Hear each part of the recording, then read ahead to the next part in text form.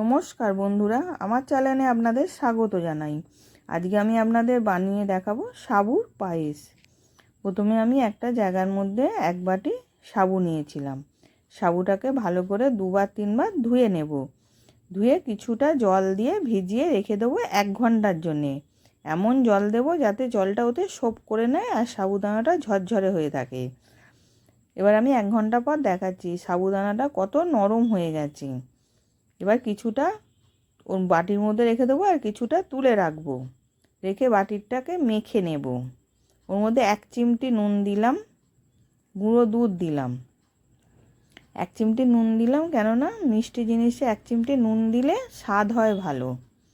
এবার ভালো করে মেখে নিচ্ছি। মেখে একটা ডো বানিয়ে নিলাম।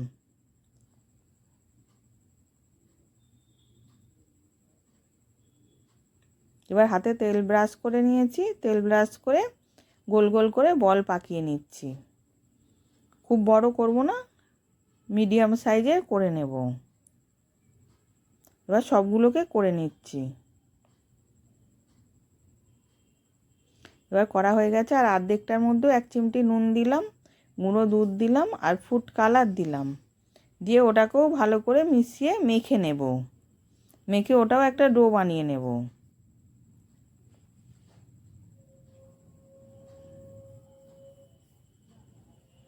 এবার ওটা মাখা হয়ে গেছে। ওটাও হাতে তেল মেখে গোল গোল করে পাকিয়ে নিচ্ছি। ওটাও মিডিয়াম সাইজ তৈরি করে নিচ্ছি।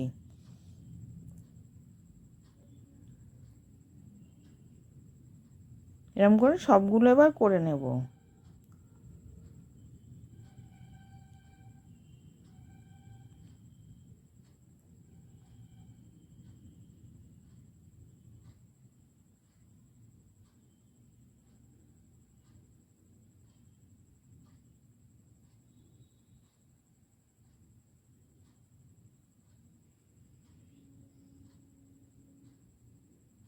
এবার সবগুলো করা হয়ে গেছে।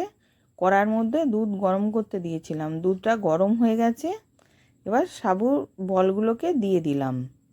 দিয়ে ভালো করে ফুটিয়ে সেদ্ধ করে নেব। এবার ভালো করে ফুটে সেদ্ধ হয়ে গেছে। এবার ওর মধ্যে আমি 1 বাটি চিনি দিয়ে দিলাম। দিয়ে ওটাকেও ভালো করে মিশিয়ে নেব। এবার সেদ্ধ হয়ে কতটা বড় হয়ে গেছে দেখুন সাবুর বলগুলো। এবার নামাবার আগে 1/2 চামচ ছোটো এলাচ গুঁড়ো দিলাম। দিয়ে ভালো করে মিশিয়ে নিচ্ছি।